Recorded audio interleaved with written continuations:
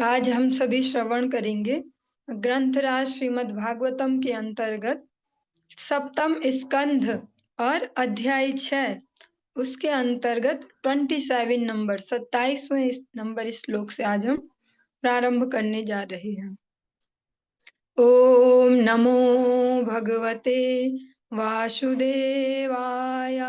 ओम नमो भगवते वासुदेवाय। ओम नमो भगवते वासुदेवाय।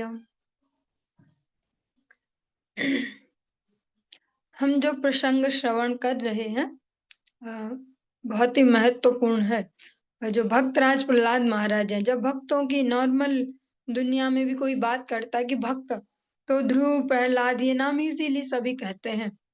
ऐसे प्रहलाद महाराज जिनको एक एक व्यक्ति भी जानता है, जिसका भक्ति से लेना देना भी नहीं, वो भी उन्हें जानते हैं। ऐसे प्रहलाद महाराज जब स्वयं उपदेश कर रहे हैं, जैसे हम सुनते ना आज वो महाराज जी आए या आज गुरुदेव आएंगे और कथा श्रवण करेंगे। जब स्वयं प्रहलाद महाराज जी आए, इन जो गुरु वर्ग हैं इनके भी गुरु वर्ग, ऐसे प्रहलाद महाराज जब अपने मित्रों को, अपने सहपाठियों को उपदेश प्रदान करते हैं, तो क्या क्या वो उन्हें समझा रहे हैं, क्या विषय वस्तु उनकी कथा की हम श्रवण कर रहे हैं। ज्ञानम तदेतदमलं दुर्वापमाः नारायणो नरसखः किल नारदाय एकान्तिनां भगवतस्तदकिञ्चनानां पादारविन्दरजा रजसाप्लुतदेहिनां स्यात्। समस्त जीवों के शुभ चिंतक एवं मित्र पूर्ण पुरुषोत्तम भगवान नारायण ने यह दिव्य ज्ञान पहले महान संत श्री नारद मुनि को दिया।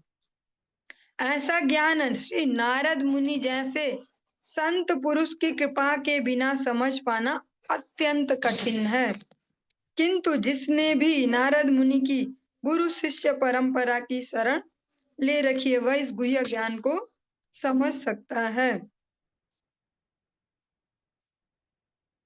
जो वास्तविक कह सकते हैं हम कहते हैं ना, वेल विशर हैं, हमारे शुभ चिंतक हैं। वास्तविक शुभ चिंतक जो हैं वो भगवान स्वयं हैं। प्रहलाद महाराज जी कहते हैं, जो जीवों के वास्तविक शुभ चिंतक हैं और वास्तविक मित्र हैं। त्वमेव माता च पिता त्वमेव, त्वमेव बंधु च सखा त्वमेव। जो सारे संबंधित जगत में वो परिपूर्णता में भगवान में ही लक्षित होते हैं। इस जगत में कुछ न कुछ 1-8% रह जाएगी कमी, लेकिन भगवान है वही पूर्ण सखा है, पूर्ण माता, पूर्ण पिता है। ऐसे श्री भगवान इस जगत के एक एक रिलेशन में भी हम कितना इमोशंस जोड़ के रखते, कितनी सारी भावनाएं। हाँ, दोस्ती सबसे अच्छी बात होती है, हाँ दोस्त बहुत काम के होते हैं, ऐसा ऐसा। कभी कहते हैं माता पिता ऐसे होते हैं, देखो सबसे अच्छे हित ऐसे होते हैं। कभी कुछ ऐसा, अलग अलग प्रकार से एक एक इमोशन, एक एक संबंधों में हम इतने भाव जोड़ते हैं। भगवान सारे संबंधों को स्वयं में समाहित किए। वे हमारे माता पिता भी, हमारे दोस्त भी, हमारा धन भी, हमारी विद्या भी है। ऐसे भगवान जब हमारे लिए कुछ करेंगे तो वो वास्तव में मंगलदायी ही होगा। प्रहलाद महाराज जी कहते हैं, जो जीवों के वास्तविक शुभ चिंतक हैं, वास्तविक मित्र हैं, ऐसे भगवान ने जो ये दिव्य ज्ञान है, जो ये भक्ति योग है, स्पेशली भक्ति योग जो है, भक्ति मार्ग से भगवत सेवा तक पहुंचना, ये जो भक्ति योग की शिक्षा है, जो ये दिव्य ज्ञान है, भगवान ने नारद मुनि को दिया।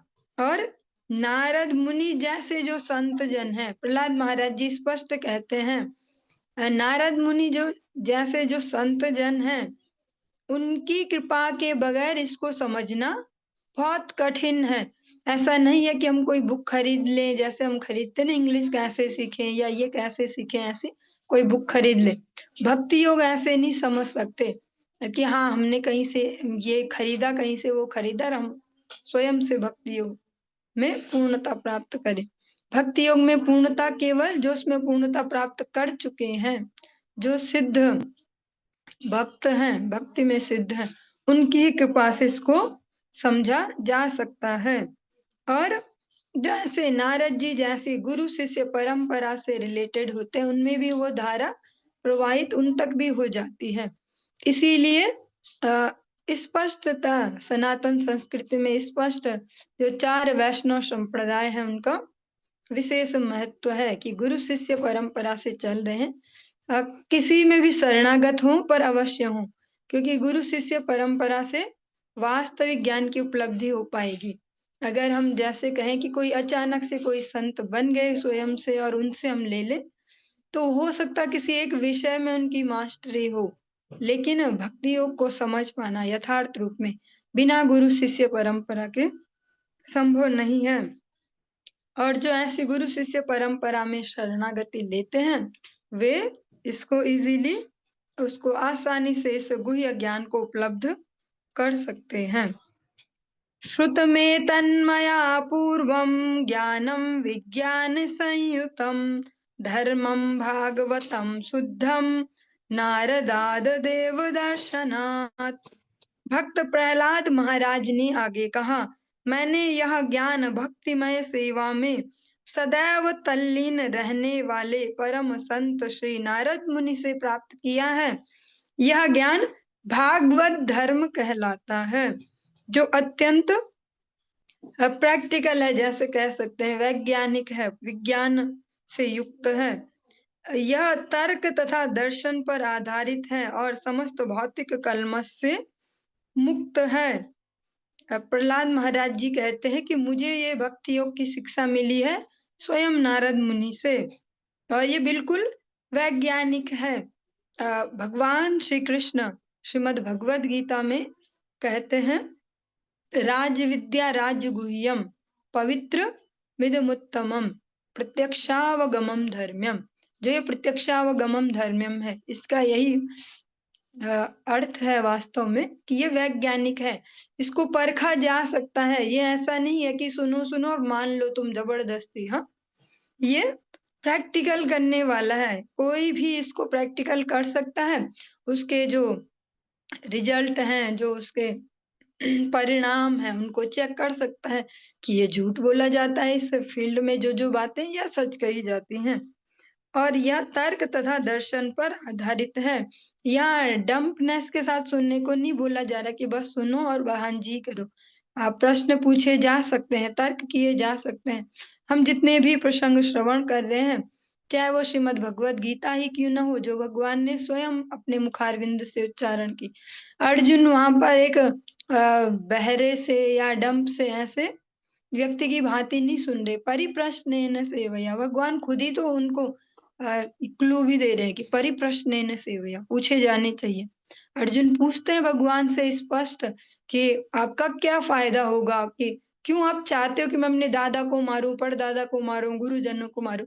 ऐसे अनेक अनेक प्रश्न बीच बीच में भी, जहां पर जैसा प्रसंग, अर्जुन वैसे क्वेश्चन उनसे पूछते हैं। परिप्रश्नेन सेवया, परीक्षित महाराज इस प्रकार से प्रश्न पूछ रहे हैं बीच बीच में, जहां उनको कुछ संदेह होता है। वो बस हाँ जी नहीं कर रहे हैं, यहाँ पर दिमाग चलाने की भी स्वतंत्रता है कि आप पूछिए और एक सही वे में।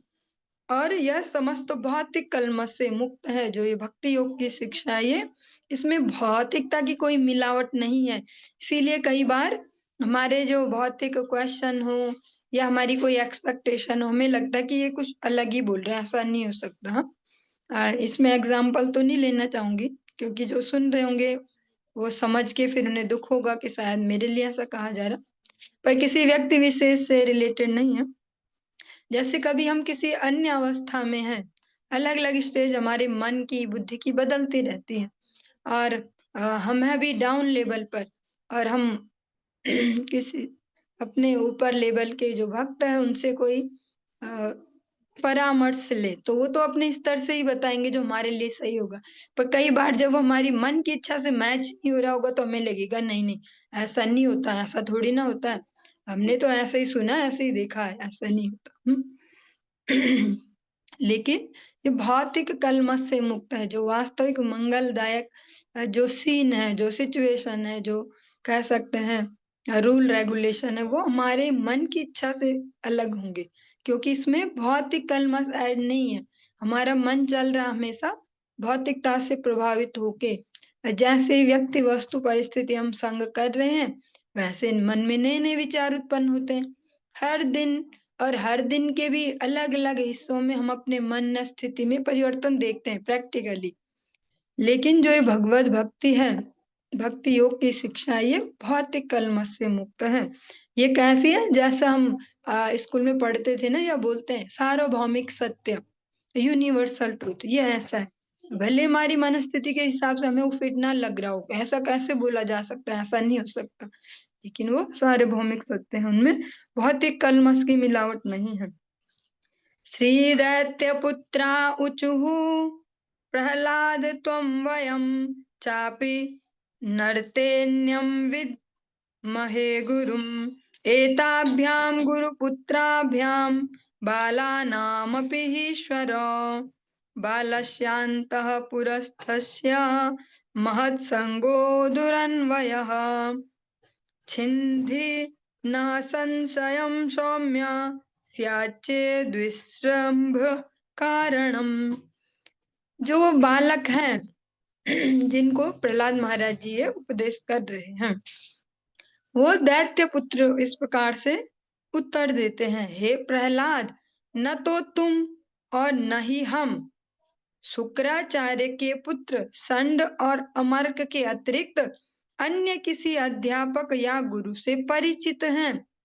अंततः हम बालक हैं, वे हमारे नियंत्रक हैं। विशेष रूप से तुम जैसे सदैव महल के अंदर रहने वालों के लिए, प्रहलाद महाराज जी कोई नॉर्मल बच्चे नहीं है, वे राजा के पुत्र हैं। राजा भी ऐसा जिसके सभी लोकों पर भी आधिपत्य है, कोई एक लोक नहीं कि धरती पे या इस प्रकार से। तो स्पेशली जो तुम हमेशा महल के अंदर रहने वालों के लिए ऐसे महापुरुष की संगति कर पाना अत्यंत कठिन है। हे भद्र मित्र, क्या तुम यह बतलाओगे कि तुम्हारे लिए श्री नारद मुनि से सुन पाना कैसे संभव हो सका? कृपया इस संबंध में हमारी शंका को दूर करो। और जो वो बालक सुन रहे हैं ना, वो भी गूंगा बहरा होके नहीं बैठे हैं वहां पे, उनके भी दिमाग चलते हैं, दिमाग बंद करके नहीं बैठे।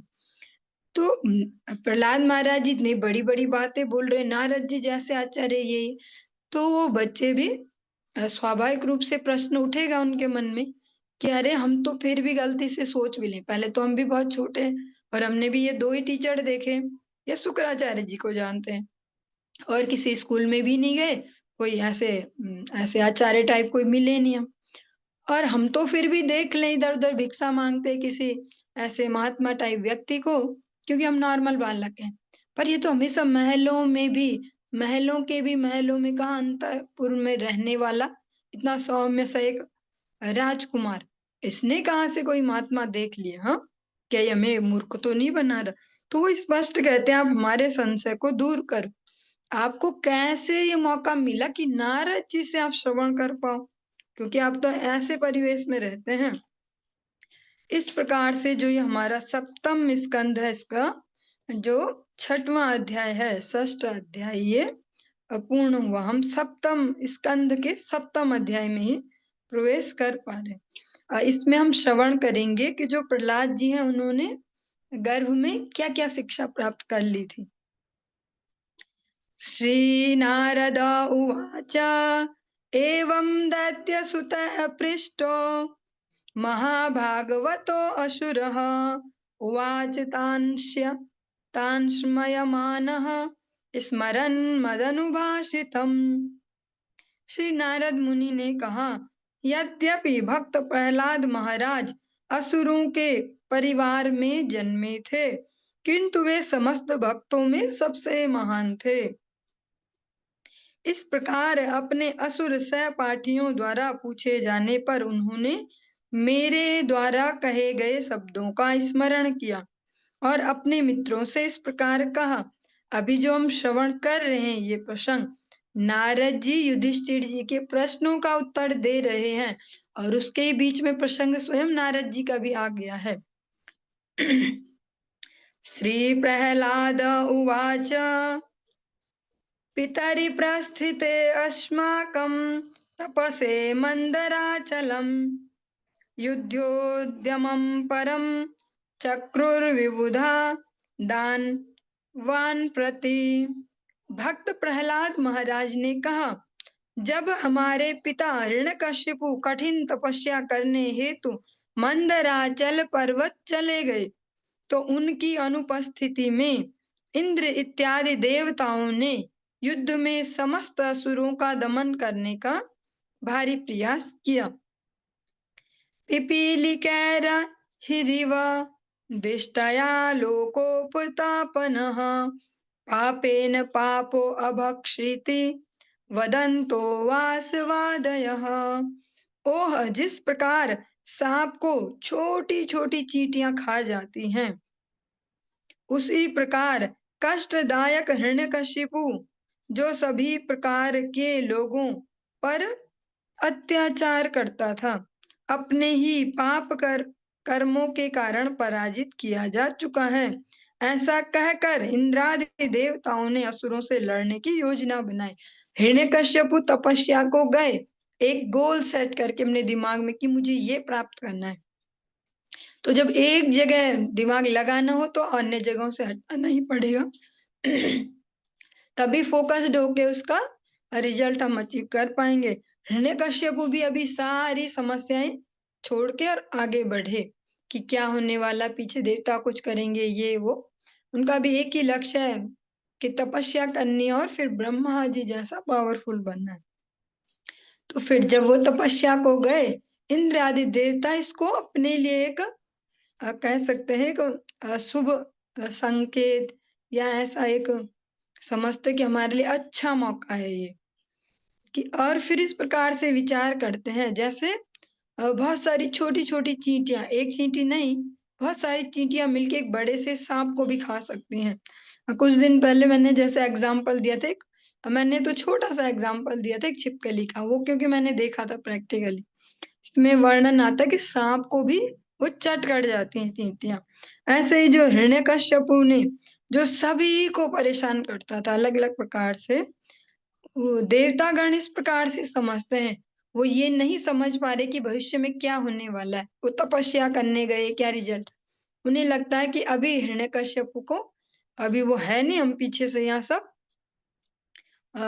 सब ध्वंस कर दें या अपने कब्जे में कर लें। वो कहते हैं कि हिरण्यकश्यपु भी ऐसे ही अपने बहुत सारे जो छोटी छोटी चींटियों के जैसे पाप कर्म जमा हुए, उन सब के कारण पराजित किया जा चुका है। तो अभी अच्छा मौका है हमारे पास। तेषामति बलोद्योगम निशम्यासुरयूथपाः वध्यमानाः सुरैर्भीता दुद्रुवुः सर्वतो दिशम् कलत्र पुत्र वित्तापतान् गृहान् पशुपरिच्छदान् नावेक्ष्यमाणास्त्वरिताः सर्वे प्राणपरिशवः।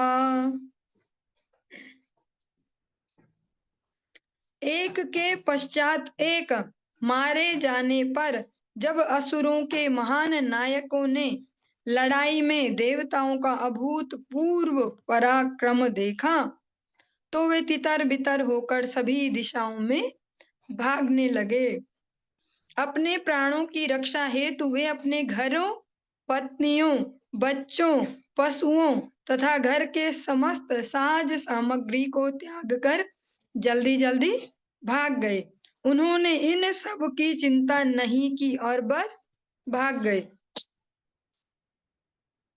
व्यालुम्पन राज शिविर ममरा जयकांक्षिणः इंद्रस्तु राज महिषिम मातरम मम चाग्रहीत। विजयी देवताओं ने असुर राज हिरण्यकशिपु के महल को लूट लिया और उसके अंदर की समस्त वस्तुएं नष्ट भ्रष्ट कर दी। तब स्वर्ग के राजा इंद्र ने मेरी माता को बंदी बना लिया।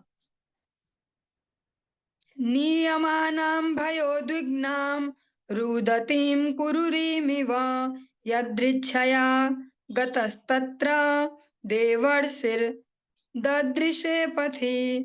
जब इस प्रकार वे गिद्ध द्वारा पकड़ी गई कुररी पक्षी की भांति भय से चिल्लाती हुई ले जाई जा रही थी, तो देवर्षि नारद, जो उस समय किसी भी कार्य में व्यस्त नहीं थे, घटना स्थल पर प्रकट हुए और उन्होंने इस अवस्था में उन्हें देखा। प्राह नैनां सुरपते नेतुर्मर्हस्य नागशं मुंच मुंच महाभागा सतीं पर परिग्रहम। श्री नारद मुनि ने कहा, हे देवराज इंद्र, यह स्त्री निश्चय ही पाप रहित है। तुम्हें इसे इस प्रकार क्रूरता पूर्वक घसीटना नहीं चाहिए। हे अति सौभाग्यशाली, यह सती स्त्री किसी दूसरे की पत्नी है, तुम इसे तुरंत छोड़ दो। मातृवत परदारेषु परद्रव्येषु लोष्ठवत। हमारी संस्कृति में जिस प्रकार से कहा भी जाता है कि जो पर स्त्री है, हमेशा कोई सी भी छोटी बालिका हो, कैसी भी हो, युवावस्था में हो, वृद्धावस्था में, अपनी पत्नी के अतिरिक्त जो भी स्त्री जाति में जन्म लिया है, जिन्होंने, उन्हें मातृवत परदारेश, उनको माता के समान ही देखना चाहिए, और दूसरे के धन को मिट्टी के समान, चाहे वो कितना ही आकर्षक है, पर वो ऐसा नहीं कि हमें मिल जाता तो ठीक था। नारद मुनि वहां पर प्रकट होते हैं जहां पर कयाधु महारानी का अपहरण देवराज इंद्र कर रहे हैं, और वो उन्हें स्पष्ट कहते हैं कि इन्होंने कोई ऐसे पाप नहीं किए हैं, और शास्त्र में तो आज्ञा कि स्त्री, ब्राह्मण, बालक, इनको शारीरिक दंड देने का कोई विधान नहीं है।